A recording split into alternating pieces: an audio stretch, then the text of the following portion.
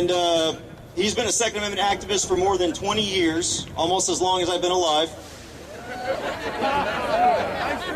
He's the founder of the 3% movement, and he's also a citizen journalist. With the help of fellow blogger David Codrea, he broke the Fast and the Furious scandal story on the internet in December 2010 with his blog 60 Street Irregulars. I want to introduce Mr. Mike Vanderbough.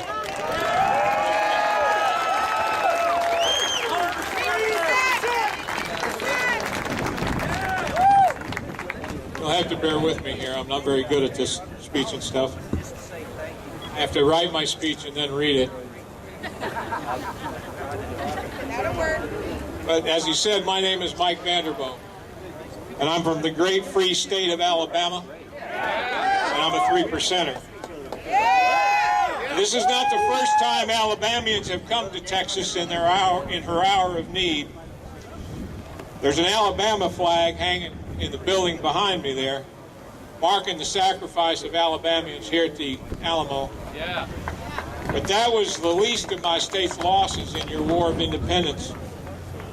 After the surrender and massacre at Goliad, it is said that every single planter family in northern Alabama along the Tennessee River went into mourning, grieving for their lost sons whose lives were squandered by Colonel Fannin.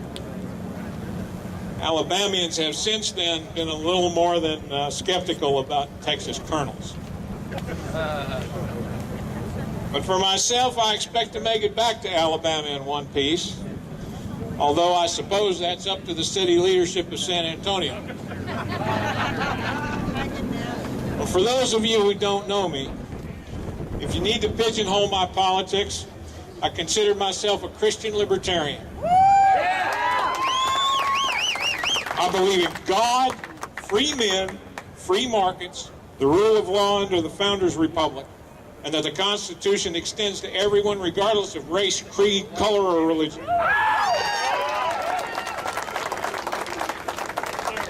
I most especially believe in the right of the people to keep and bear arms as the ultimate guarantor of liberty. Now, I've also been called a seditionist by members of the current regime. If faithfully fulfilling my oath to the Founders' Republic and unrelenting hostility to those who would undermine and overthrow it makes me a seditionist, then I cheerfully plead guilty. The 3% movement I founded has been denounced by that paragon, of moral virtue, Bill Clinton, and I'm a perennial honorable mention on the Southern Poverty Law Center's list of dangerous folks. Oh, yeah. I have even been the subject of an 18-and-a-half-minute rant by Rachel Madcow on MSNBC. And the current Attorney General of the United States knows and despises me by name because of the Fast and Furious scandal that, with my friend David Codrea, I broke news of on the internet.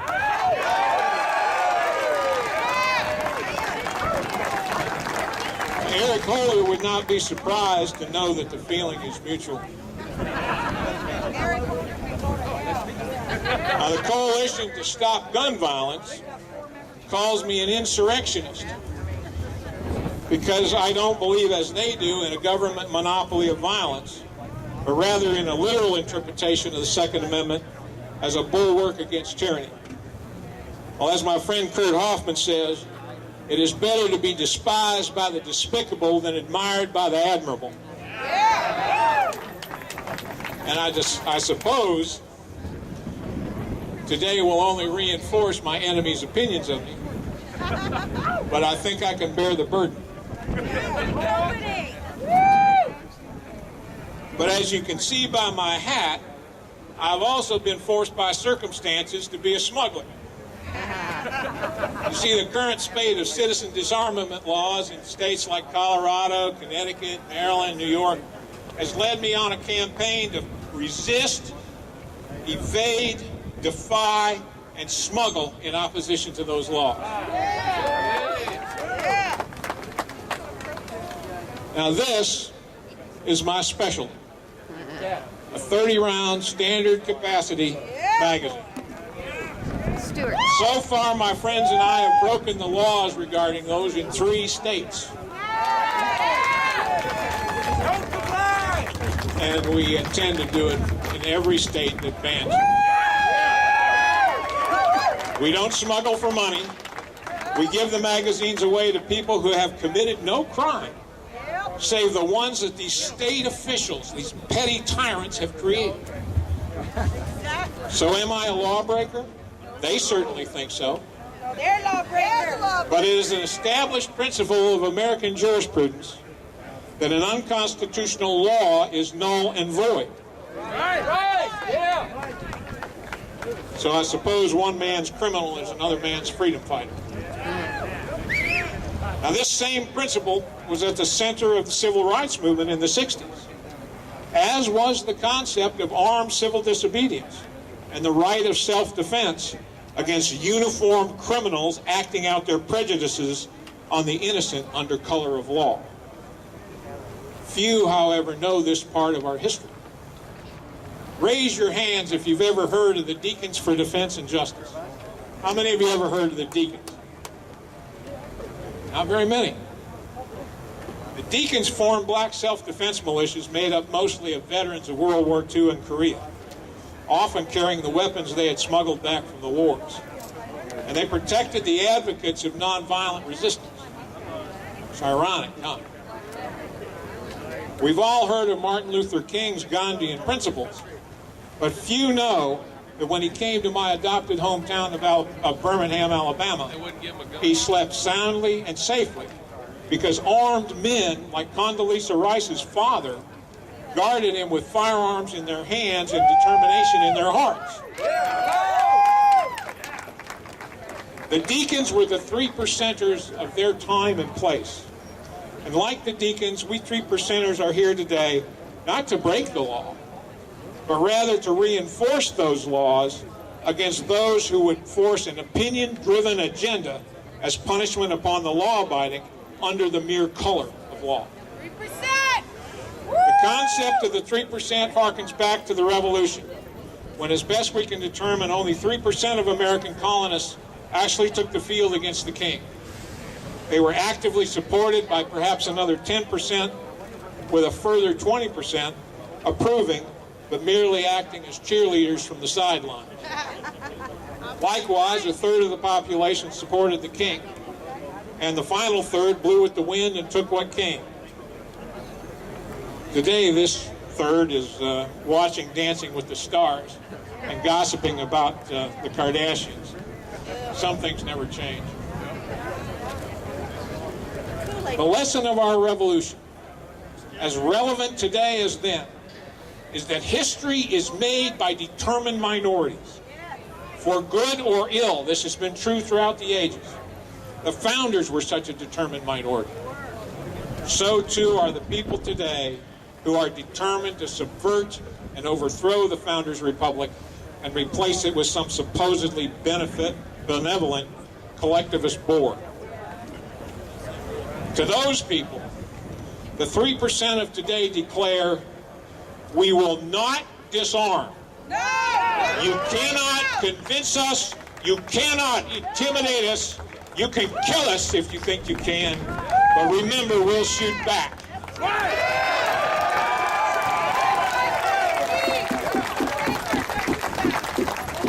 And I might add, there's more of us than there are of you. And we're not going away. So, it's your move, Mr. Wannabe Tyrant. It's your move. Bring it on! You know, another way of putting this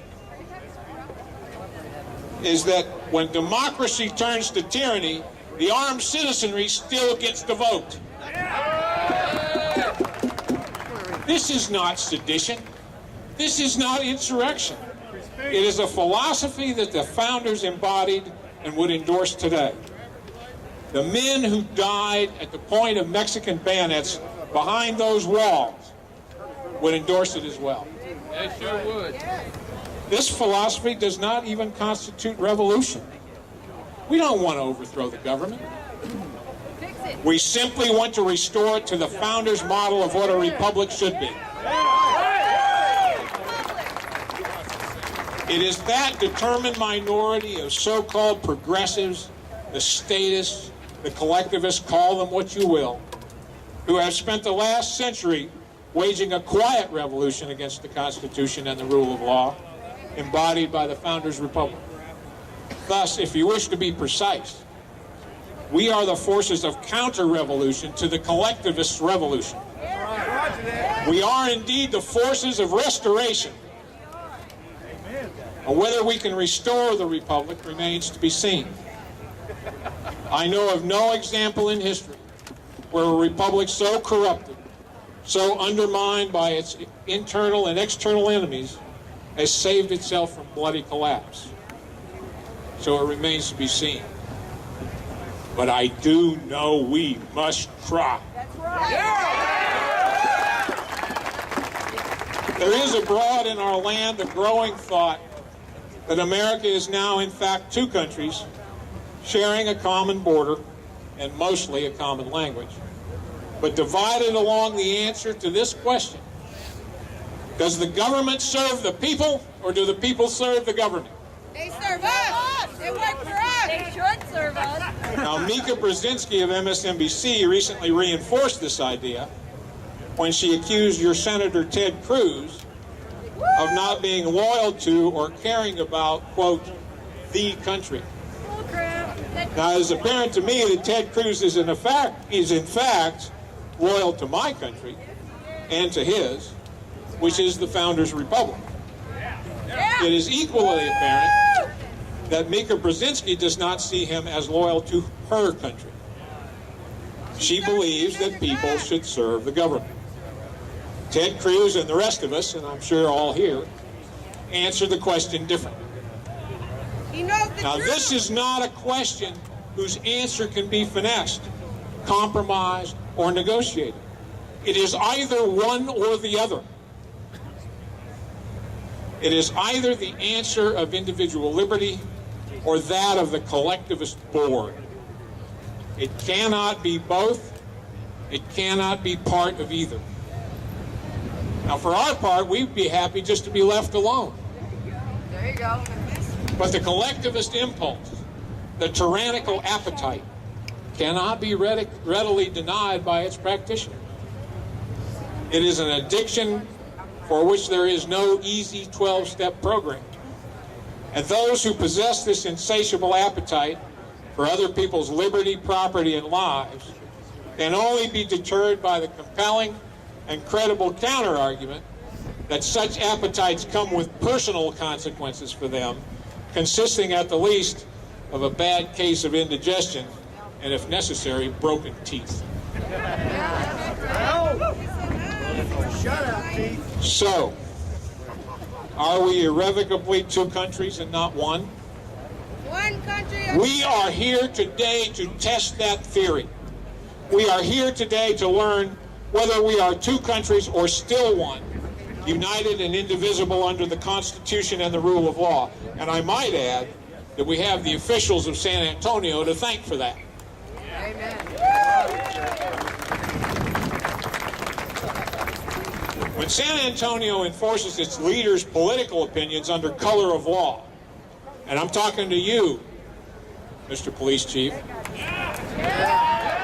they are no better than Bull Connor in Birmingham in 1963, 50 years ago.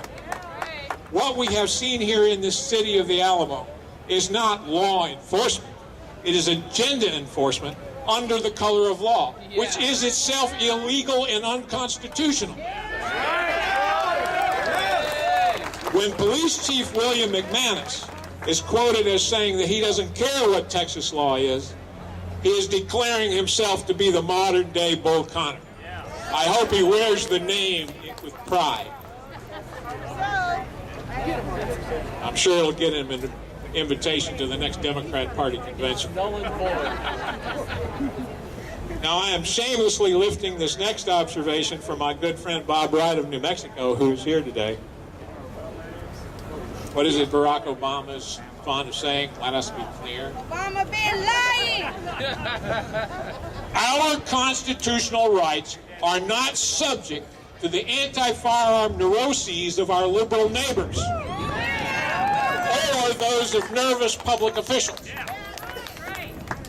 That is why we are here today on this spot sacred to the liberty of all Americans. That is why we were here, to determine whether we still live in one country or two. The answer is up to the city officials of San Antonio. The people. Are they still part of the Founders Republic? Do they support the actual rule of law and the Constitution that they took an oath to uphold? No, they don't. Their own declaration of the answer to these questions will be seen on the streets of San Antonio today and going forward. And going forward, not just today when there's thousands of people that are looking on, hundreds of people here who are armed to the teeth. Yeah, Barry Satoro. So which is it, Mr. Mayor? Which is it, City Council of San Antonio? Which is it, Chief? You tell us. But take care with your answer. For we are the 3%. 3%. And we will honor our oaths to the Constitution and the rule of law, even if you will not. Thank you very much.